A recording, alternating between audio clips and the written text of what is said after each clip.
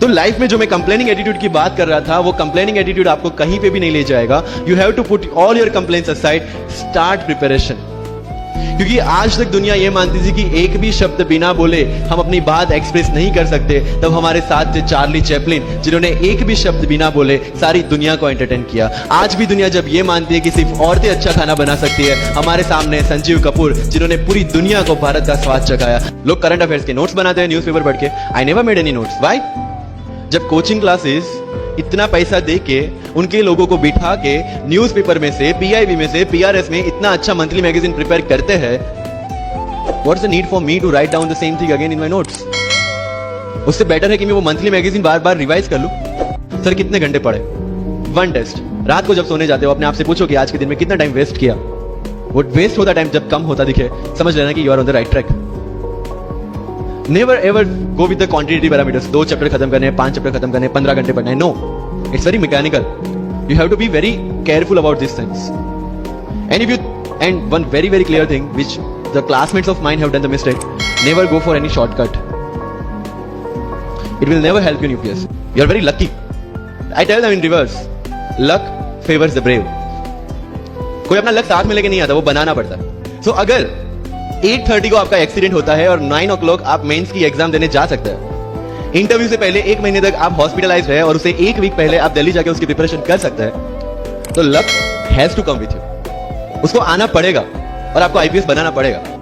You can not go to each and everyone and ask इसके लिए क्या करूं, उसके लिए क्या करूं. You have the internet, find your questions and find your answers by yourself. When you will become an IAS, tell me one thing, collector का charge मिला आपको, कोई क्वेश्चन आया, you will go to 10 people and ask इसमें क्या करना चाहिए? No, you have to take the decision and act on that. Being an IPS, आपको कहीं पे मोब हैंडल करने जाना है, you can not ask your subordinates, your constable, भाई इसमें क्या करूं. You have to take decision. That decision making starts from here. मैं लक्ष्मीकांत पढ़ूं, डीडी बासु पढ़ूं, सुभाष कश्यप पढ़ूं या किसी कोचिंग के नोट्स पढ़ूं, you have to decide by yourself according to your requirement. मैं द हिंदू पढ़ूं या इंडियन एक्सप्रेस पढ़ूं, मुझे जो चीजें ज्यादा समझ में आती है, रीड दैट थिंग. सर कितने घंटे पढ़े? One test. रात को जब सोने जाते हो अपने आप से पूछो कि आज के दिन में कितना टाइम वेस्ट किया. वो वेस्ट होता टाइम जब कम होता दिखे, समझ लेना कि you are on the right track. Never ever go with the quantitative parameters. 2 chapter खत्म करने हैं, 5 चैप्टर खत्म करने हैं, 15 घंटे पढ़ना है. No, it's very mechanical. You have to be very careful about this things. And one very clear thing which the classmates of mine have done the mistake: never go for any shortcut. It will never help you in UPSC. Coaching में भी ये same होगा. Your classmates will be doing something, you will be doing something. जब लोग ने लक्ष्मीकांत नहीं किया, I didn't do Laxmikant, I didn't read योजना, I didn't read Kurukshetra, but I was so sure about my mind कि इसकी जरूरत नहीं है. योजना में करते क्या है? किसी एक टॉपिक के जितने भी करंट इनिशिएटिव है गवर्नमेंट के, उसको बना के एक पूरा मैगजीन बना दिया. When you are reading the newspaper, when you are watching the Rajya Sabha TV, when you are reading the monthly magazines, जो सारी करंट अफेयर्स को ही कवर कर रहा है, तो उसी चीजों को उन्होंने सेग्रीगेट करके अलग दिया. अब उसमें आप 3 घंटे अलग से वेस्ट करो. उससे बेटर है कि वो 3 घंटे उसी चीजों पे डालो जहां पे आपने ऑलरेडी पढ़ रखा है. जब भी आपको लगे कि आपके सिर पे बहुत मुसीबत है, जब भी आपको लगे कि आप हर तरह से गिर चुके हैं, जब भी आपको लगे कि आपके पास कोई ऑप्शन नहीं है, तब एक चीज आप अपने दिमाग में लाइएगा कि यही मोमेंट है जहां से आपकी तकदीर बदलने वाली है.